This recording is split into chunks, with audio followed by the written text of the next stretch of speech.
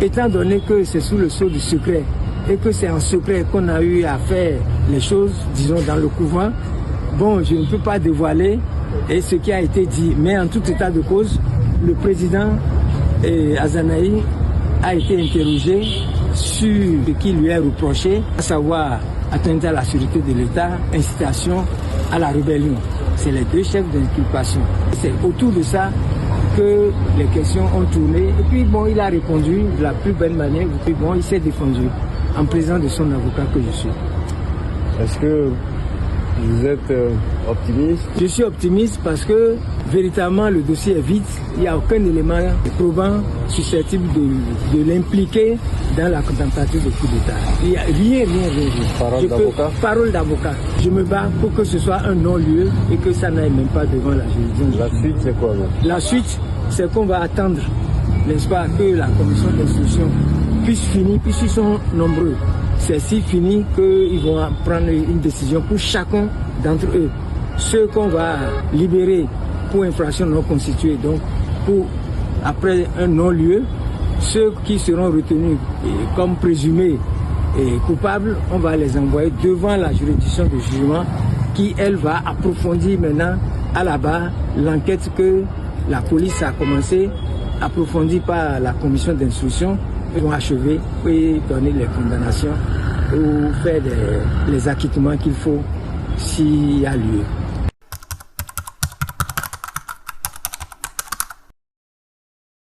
Cosmo Keke, 67 années de naissance, pendant que l'intéressé n'est pas libre de ses mouvements et il ne connaît pas encore quel est son sort. Moi, je pense que le problème Azanahi est un problème particulier de mon point de vue parce que vous savez, Azanahi est l'un des pions importants pour le régime de Patrice Talon. On sait le rôle que Azanahi a joué pour l'arrivée au pouvoir de Patrice Talon. Aujourd'hui, Patrice Talon est encore au pouvoir, candidat Azanahi en prison. C'est supposé que la rupture est née depuis que ce dernier a décidé de quitter volontairement son gouvernement. Et depuis que Azanahi a quitté, il a toujours eu des occasions pour tirer sur la gouvernance de Patrice Talon. C'est ça qui a fait qu'aujourd'hui, on dit Azanahi en prison, ça ne dit rien à son ami d'hier, Patrice Talon. Mais quand on observe les circonstances dans lesquelles on a arrêté Azanahi, on peut se demander si réellement Azanahi est impliqué dans ce coup du 7 décembre 2025. Puisque c'est de ça qu'il est question, moi je crois que on n'a pas besoin, si tant qu'on lui reproche quelque chose, on n'a pas besoin de retrouver les putschistes avant de juger et candidat Azanahi. C'est ça qu'on attend? Bon, je ne sais pas.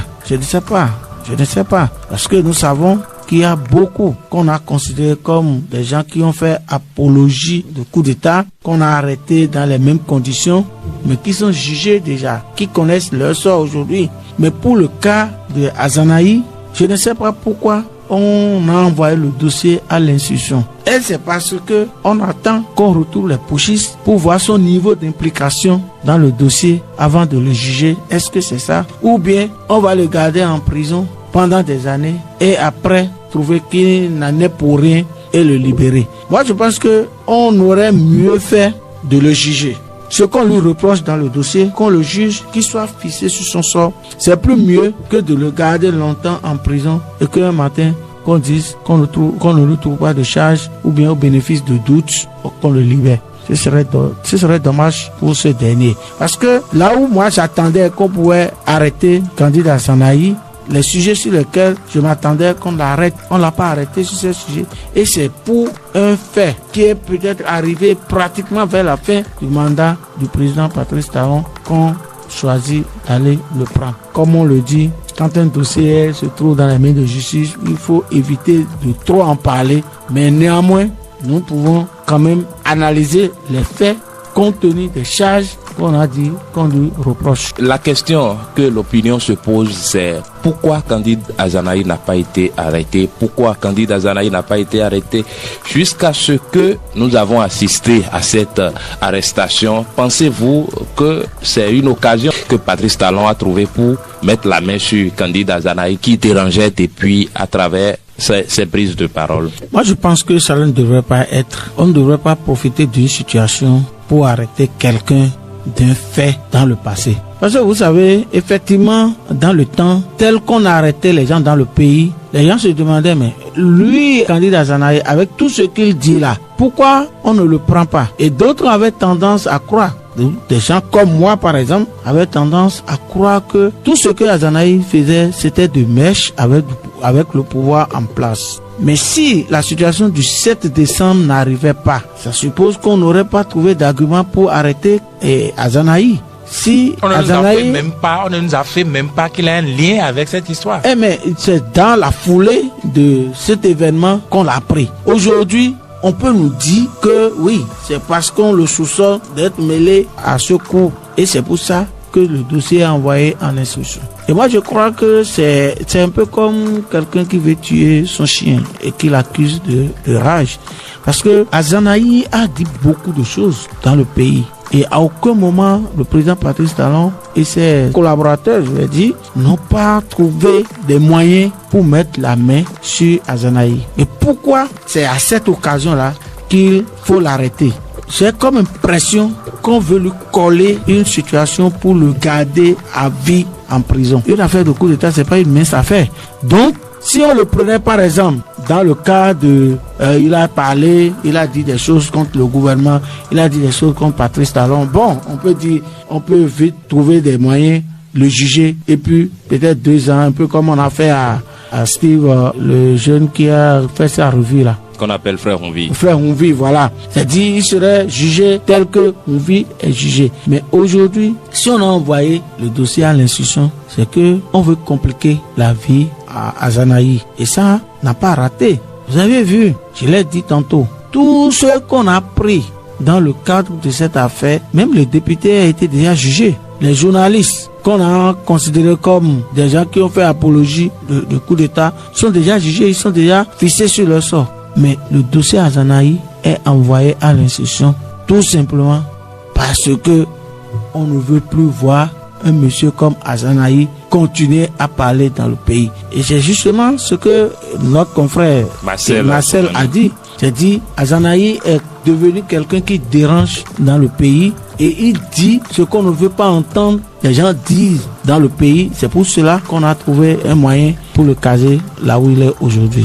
Moi, je crois que le président Romuald Wardai, si c'est pour son arrivée qu'on a fait le jeu comme ça, je crois que c'est le moment pour lui. C'est vrai, je ne lui demande pas d'aller intervenir dans le dossier qui se trouve devant la justice, mais de demander à ceux qui sont là aujourd'hui, qui sont en charge du dossier, de venir nous clarifier ce qui se passe pour que Azanahi soit jugé. Si qu'il est impliqué réellement dans cette affaire de coup d'État, qu'on le juge en tant que tel. Si c'est pour autre chose qu'on l'a arrêté, qu'on le juge pour qu'il soit fixé. Les Joël à Ivor, les Madougou, les Bokor, ils sont déjà fixés. Même Bokor, on l'a cité dans une affaire de coup d'État. Il est déjà jugé et fixé sur son sort. Donc pourquoi le cas de Azanahi reste là et on n'en dit rien? Candide Azanahi, quand il était encore libre de ses mouvements, il tirait quand même sur tout le monde, que ce soit mouvancier ou opposant.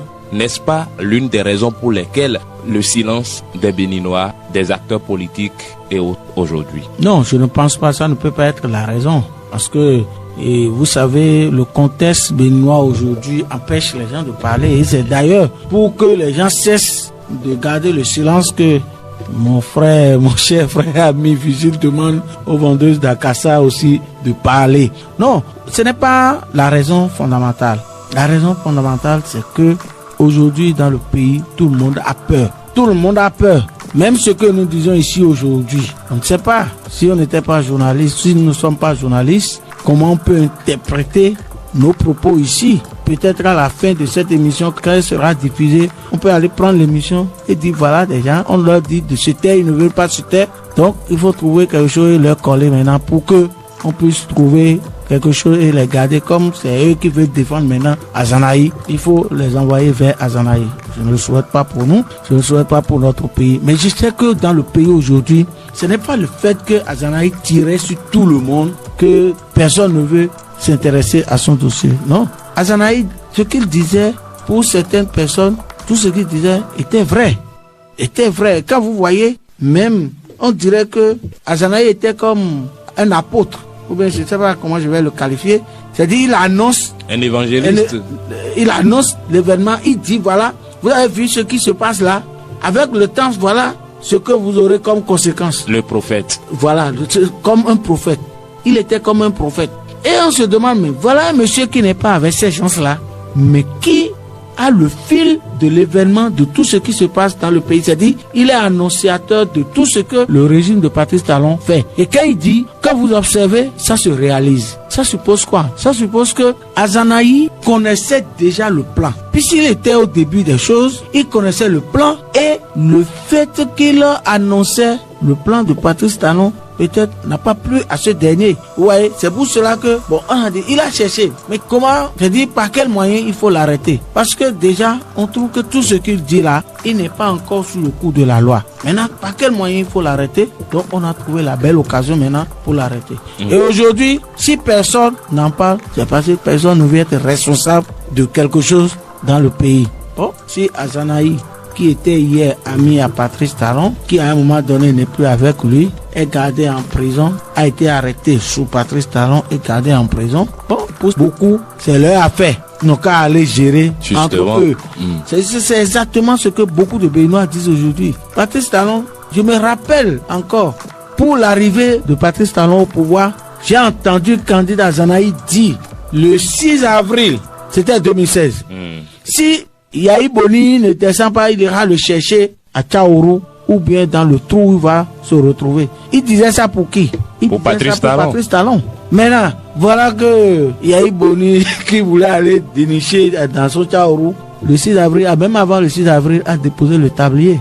Donc il n'a pas donné l'occasion à Azanaï d'aller le chercher là où il va le chercher. Et voilà celui pour qui il voulait aller dénicher Yahi Boni maintenant. Voilà, c'est ce dernier-là maintenant qui le prend et le jette en prison. Qui l'a logé. En prison. Donc, ouais, c'est pour dire quoi? C'est pour dire que il ne faut pas trop servir quelqu'un. Ça peut se retourner contre vous un jour.